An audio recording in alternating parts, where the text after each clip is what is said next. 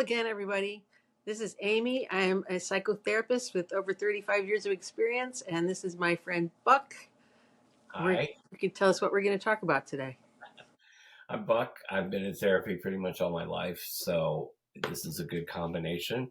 Today we're going to talk about our world's getting smaller as we get older, or world's getting smaller as you deal with mental health issues or physical disabilities, Mm-hmm. physical challenges, let's say. Um, and so we thought we'd start off with how it makes our world smaller. But But first, first, yeah. Jinx.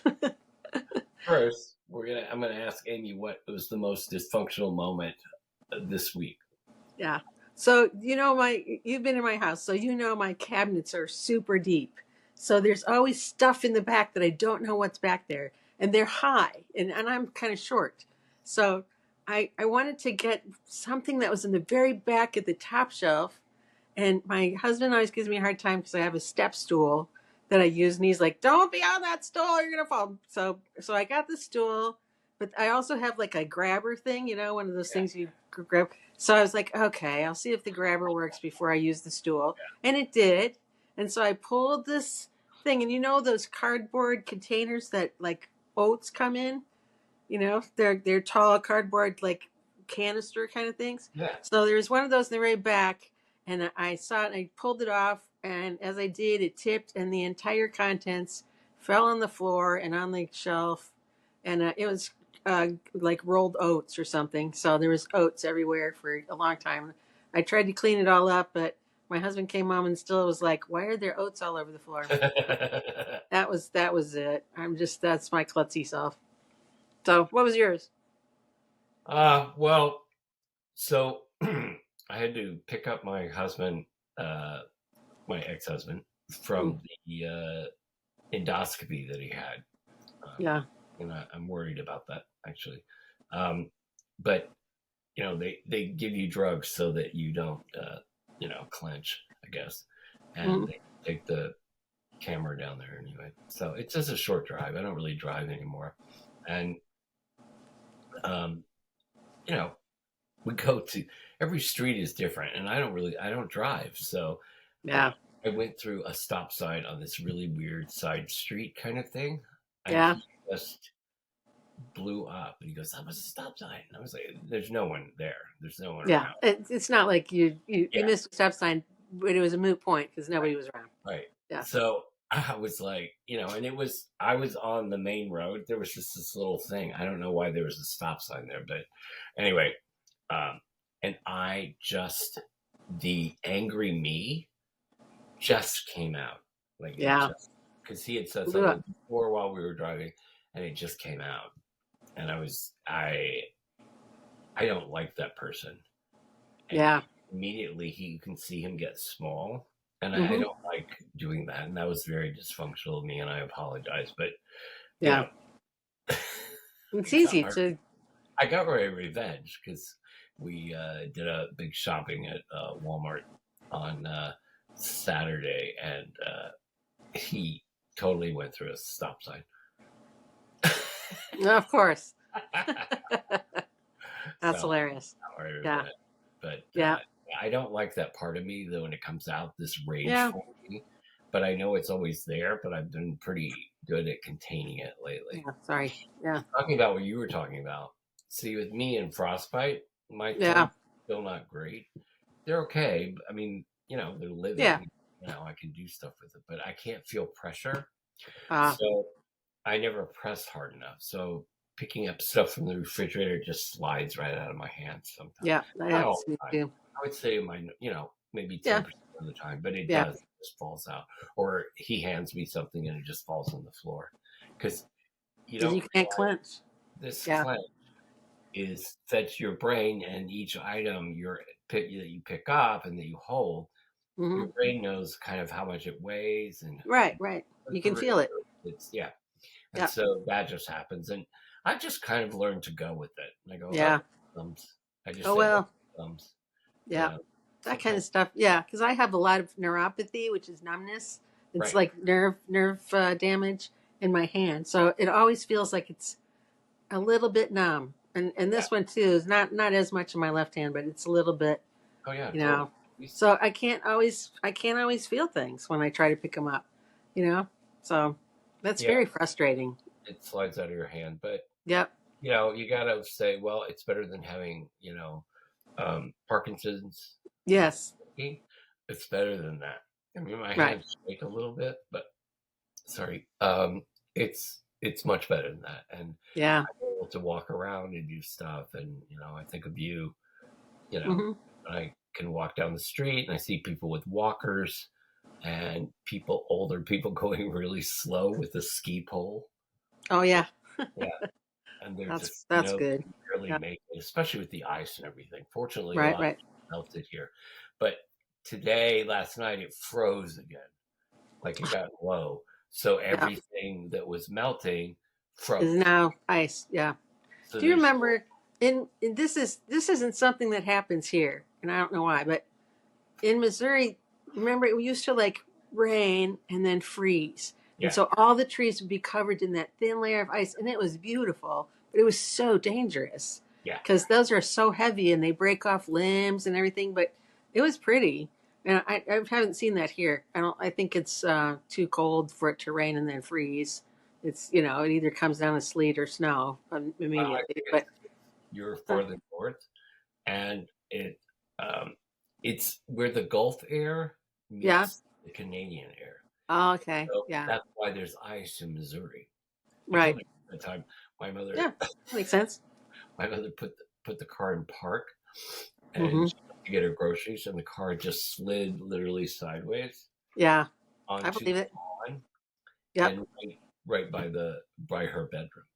Yep. There's no way she was Bummer. going to drive that out, and I was too young. So my father had to come home from work and get it To out get it out. Wow. of the yard, which tore up the whole front yard. Yeah. So trying to Oh get it. golly. I know. So when the house that I lived in that you never got invited to Yeah. in Jeff City, that was on a hill, like a pretty steep hill. Is that church is on the top of a pretty steep hill. So on snow days when there was no school, we would sit in our living room, face the front of the house, and we would my sister and I, sometimes my brother would sit on the couch and watch the cars just I know. slide down the hill. I know. And then, and one time, I think there was one time at least where it was like, boom, Yeah. boom, like they were all just sliding into each other. So, but that was our entertainment. That was Yeah. fun. I was doing a short film on in this building, which is quite a very nice building. It was called Winds or something. I think it used to be part of the train station. Yeah. So it's all very Tudor and but the hill that goes down beside it, we were using lawyers' offices. Yeah. So they had big windows, and you could look out. And this road, I think it's called Beaver Road or Beaver Way or something. It's Canadian. Yeah. I watched this bus go down Yeah. and slide, and then go into the Oh, bus stop and went over nice. the curb. Yeah. So, needless to say, there was no bus service anymore. No, I can imagine that. The hill is the worst hill. Yeah. It's so dangerous. So Yeah. it's like where we used to live on the in the plateau area, this high Mhm. rise, going down to the subway. Yeah. It's very steep. Yeah. The last hill was very steep, so you really had to like kind of walk like a duck. Yeah. Yeah. Wow, The wow. way I always walk. Yeah. Yeah, yeah, we do that now too. Yeah. I was just like today. I went out this morning. I was like, really? Yeah. Wow, ice again? But Again. yeah, this week it's supposed to be, I don't know, in the 50s, 60s, I think. So So hopefully it'll melt and then it'll yeah, refreeze. And kind of yeah, tired can of have that until the spring actually does happen.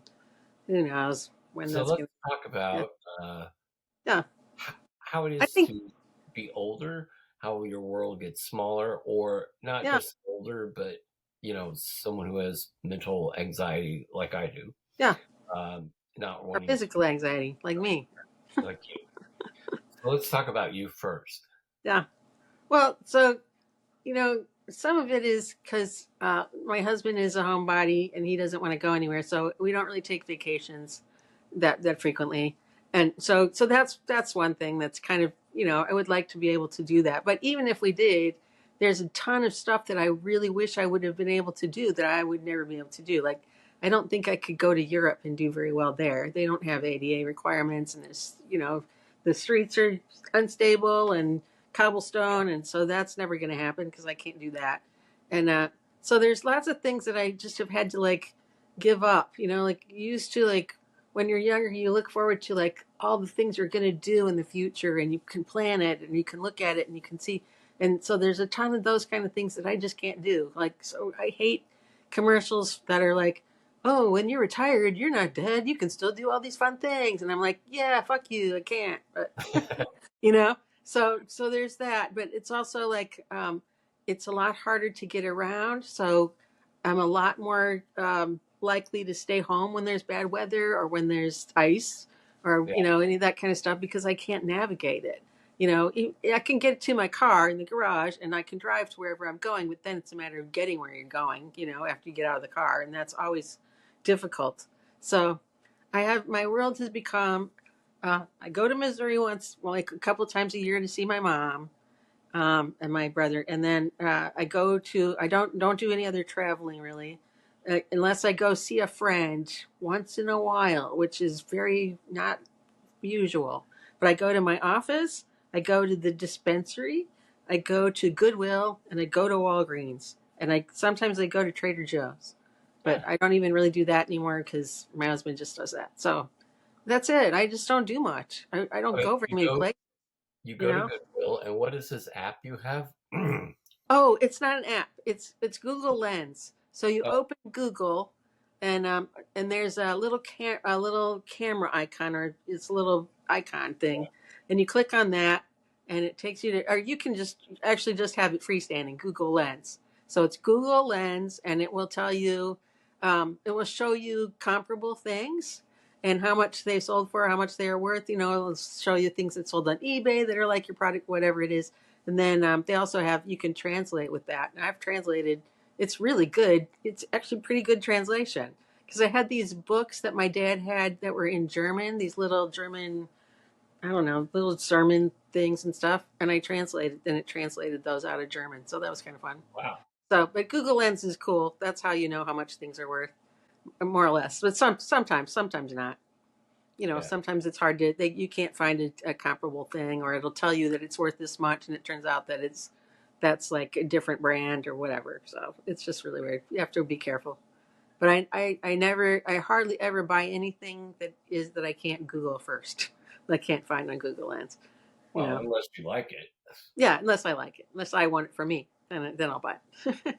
No, I mean, you've asked me before because I deal with hoarders. I've dealt with Yeah, hoarders. Um, if you're hoarding, my rule is if you have no problem walking around in your house, yeah, not a big deal. I mean, it's good to have things that you like, and you don't have yeah, to sell yeah, them.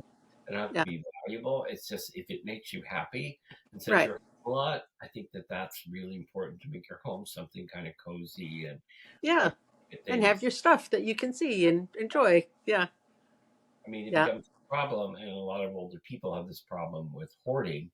That yes, the hoarding is not really the object; it's what it means to you. It's like a right. person almost. So, I mean, I dealt with a guy who collected stereo equipment, and he'd been doing it so long that his entire basement was you couldn't get through Stereo it. equipment. Yeah, His that's wife from.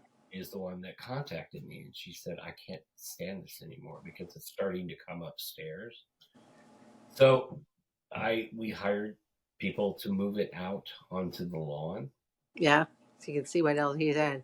Anything. He had these giant speakers. This man was People 80. don't want those. He was 84 years old. He was like, "Well, I'm going to Yeah, refurbish them," and I said, "Nobody no, you're wants. not. Nobody Nobody wants them. Nobody wants giant wants speakers. sound bars. Yeah, They don't want them anymore." You right. know, I said the only thing that's valuable is your old turntables because people are Yeah, going back to yeah. playing. They're going back to playing records. Turntables are very valuable. I said the rest of it, This is receivers, just crap. just get rid of it. You Yeah, know, because you can plug a turntable into anything now. So it's like, right. they're freestanding too. So it's like, Yeah, but it's not, you know, his thing was, I'm going to fix that someday. I'm going to fix that. right, right. and I was like, how are you going to fix that? Yeah. No, When? I know that's my problem too. Is I don't want to fix them, but I'll have like things that I'll be like, well, I might use that sometime. Well, there are Yeah. a few things, or I might fix it. I have some stuff like that too. That I've recently been going. I'm never going to do it. It's not going to happen. Just let it go, you know. And so for the stuff that doesn't need to be fixed, if it's decent stuff, I'll sell it, or I'll just give it back to Goodwill, you know. But it's very hard, like, and I don't, I'm not a depression baby, obviously, but I just have that mindset of like, use everything you can, Yeah. you know, and be frugal. And you know, I don't look like I mean, people, frugal just means you use everything that you can, you know, like, Right. so the frugal gourmet, who's defunct now, but you know, he showed you how you can use all the parts, like everything that to cook with when you butcher something, or you know, Yeah. like just don't don't leave things on the table that you can actually eat, you know, Right. that kind of thing. So, so that's my thing, is I'm frugal in that I want to use it, you know, like it was, had some makeup that I was putting on in a tube, and it was just barely anything in there, and I got it out, and I was like, I think I can get one more day out of it. It's like, why do I need to do that? It's ridiculous. It's ridiculous. Yeah. So Funny. yeah. Yeah. So I had a hoarder too who, actually, a couple of them who it's their kids' stuff, and their mm-hmm. kids are grown in their 20s. Right, right. Cards when they were 5. Yeah. Kids got like a giant card. And I was like, Yep. you really need this? Well, he's my only son. And I was like, so I brought him down there. He came over. I brought him down there. I said, do you Yeah. want this? He goes, oh my God, she still has this? It's like, Yeah. I didn't think about, I haven't thought about that ever. Yeah. he thought I was a little creepy. I just throw things in the Goodwill boxes, so that way they can, you know, live on. And then, and if they're no good, or the Goodwill doesn't think people want them, then they can throw them out. You Right. know, that's so that helps me, you know, rationalize it a little But bit. the thinking that I'm going to fix that someday, or Right. it I'm gives going to use people, that. older people, or people with some sort of mental challenge or physical challenge, gives them something to hope for, I guess, too. Right. Right. You have to look at it Yeah. realistically. Like, I'm never Right. gonna I'm get looking around, forward to it. or I'm too Never old. going to need that again. Yeah. Yeah, I'm too old to. I'm in too bad of a shape. Not too old, but too bad of a shape to actually landscape my lawn. So I don't need all Right. this landscaping equipment. Maybe I'll plant flowers. That's a Right. spade and a claw. That's pretty much all you need. I mean, so Yeah. I want to talk about, like, as you are confined kind of to your Mm-hmm. home, things like that. And me, I've kind of taken myself out of the whole Yeah. opera musical thing. I mean, I'm still auditioning, but your world gets smaller and you have to deal Yeah. with kind of boredom. Um, just being not able to get out, or because of mental challenges, emotional challenges, or physical Mm-hmm. challenges, if you're kind of stuck in your house. So what we were saying before is, people that collect a lot of stuff, if it's not hoarding, if you can actually move through the house, no problem, Yeah. and your stuff is on display, not in a box somewhere, then you know that's for your own pleasure, and you have to find things in your home that Yeah. give you pleasure. You talked last week about like doing puzzles and Mm-hmm. stuff to keep your brain going. You know, So in the New York Times, there's puzzles in the New York Times. There's the Wordle, which is, that's the one you're talking about, yeah, Wordle. And the other one is, we do connections, which is you get like 12, no, 16 words, and you have to find four categories that the words, you know, all the words fit into the four categories, and you have to figure out what the categories are and how they're connected. And you know, and there's lots of things that could be in two categories or whatever. So then my family just posts it on our group chat, like, you know, like, and then we talk about like, I got in two, I got in whatever, you know. So that's the one. I do play word champs a lot too, but those are the ones I play in the morning. So it's kind of it is kind of a connection to my family, you know, in a way, where like, so we're pretty close, and we text a lot and get a lot of pictures and, so that's just one more thing we do. But it does keep your brain at least a little bit engaged and keep you from being too idle. My anxiety keeps me kind of homebound sometimes. Like Yeah. this, it's been really hard. I went to the gym twice, so that's it. And Yeah. it's hard for me to get out and to. But the gym does make me feel better. But at the Yeah. same Oh, time, exercise is medicine. It's true. yeah, it does. But at the same time, I'm sometimes I just have to go, or if it's too crowded, I can't deal with it, or Yeah. you know. Yeah. Plus, we were talking about last week about the snow. It just makes you want to stay inside the snow. Right. You Right. don't want to walk through that. You don't want to slip and fall. You don't want to. So all the gear you have to put on, and then you go to the gym and you have to take it all off and put on Absolutely. Yeah. clothes and new shoes. And it's just like, ah, Yep. God, That's that I have to say. I I kind of miss going to the studio for yoga, but it's so nice that they offer the Zoom classes and they didn't stop after the pandemic. I mean, that's when she started having the Zoom, right, but she just kept it up. And so, and now the lady whose class I go to all the time actually lives in South Carolina, or I don't know, north or south somewhere. So, but she still does the Zoom classes for that studio, so I get to great. keep seeing her, and it's so nice. Like, it used to be like I had to watch the time because I got to make sure I don't hit the trains on the way to the yoga studio. And now it's just like, oh, okay, it's 10 till I'm gonna go set myself up in my Right. other room and do yoga at home, which is great. So Well, that was a good benefit. That was, one of the silver linings of the pandemic was being able to do Zoom stuff. well, I think the pandemic also was a lesson, and it was difficult for people who are younger. Yeah. Oh, absolutely. They couldn't go out. There were no clubs or bars Right. open. Right. No, you couldn't They be couldn't around. even go to school. Couldn't have house parties. Right. You know, all these house parties that were busted, and I think they got a taste of what it's like when you get older, or when you, Yeah. And your world is small. Yeah. yeah, your world is really small, and I think they got a taste of that, like what it's like. And Yeah. but I also think that part of that, the revelation too, was that people who started to work at home realized it was just easier to work at home. Yeah. Absolutely. Now they're trying to get people to go back to the office, and they've been doing that for a couple of years now. And it's like, I know people that just said, no, Right. No, I'm you're not going coming back to, in. I'm not going to quit. Yeah. It's like, because they're like, well, but you get more done at the office. No, I don't. No, you It's don't. like, That's not no, actually true, I don't think either. Because at I the mean, office, I it's get easy to up, get. take a shower, Yeah. I get ready, Right. then I have to get there, Right. right? Then I need like a little time to get myself assimilated to, the So your work new environment. space, yeah, that you're in. Right. Whereas I can just wake up, have my coffee, and turn on my And computer. turn on my computer and go. Yeah. How do you stay alone and not be lonely? Yeah. That's the thing. It's hard. And Zoom helps and I'm that actually stuff, asking but you. you're asking me, how do you do Yeah, it? Yeah. Well, I mean, I do think that Zoom helps. I think that like try to do social distancing as much as you can in the pandemic. That was the thing, is to be socially distanced. So, um, but, it's hard. I don't have a fabulous answer to that. I try to get together with people as much as I can. I try to keep it closer to home. I don't want to go like.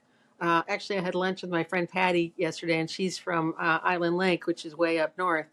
And I could drive up there, but it's much more of a hassle for me than it is for her. So right. I try to encourage people to come here instead of going to wherever they are, Right. because it's easier for me. And it's not really very fair, but it's a whole lot easier for other people to get around than it is for me. Yeah. So Well, uh, I think they understand your situation. yeah, so mostly that'll happen, but I think like my mom, there's a reason why older people move into retirement villages, and part of it is because so my mom's in this retirement village in Missouri, obviously, and but she's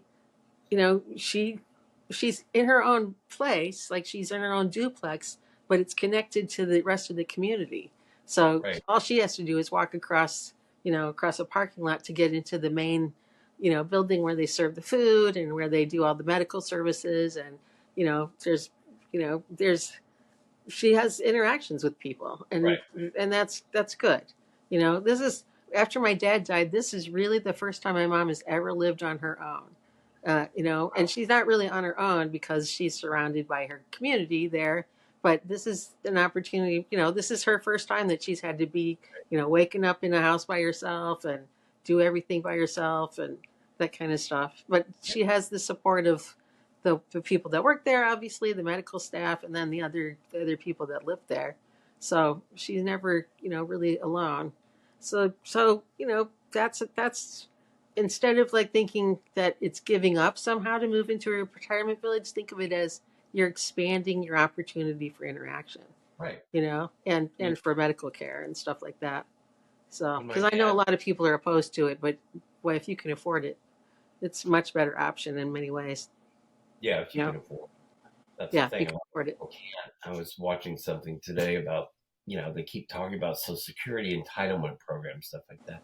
There are people, uh, I think they said 40% of older Americans depend on Social Yeah, Security as their yeah, only financial. right, right. Right. Unfortunately, that's not for my mom, but I know a lot of people where it's going to be or it is because they just don't have retirement plans and stuff like that. Right. It's not most people can't afford to put away a ton of money for retirement, Well, and I mean, who it's expects to just live that long? yeah, you yeah, know, Living yeah, longer and with less funds and less right, uh, services. right, You know, a lot of these places, it's like, oh, well, there's a food bank. I right, was like, that's all you do? You right. don't have other services like financial, like, Yeah, you know, tell me it's the about retirement subsidies for savings or whatever. pharmaceuticals or like, no, we just do food banks. I'm like, why don't you call yourself food bank then? There are always ways to ameliorate your boredom and continue to work toward, finding your community. And otherwise, we'll see you next time. And this is Okay. it for us. Okay. All Good right. night. Bye. Bye.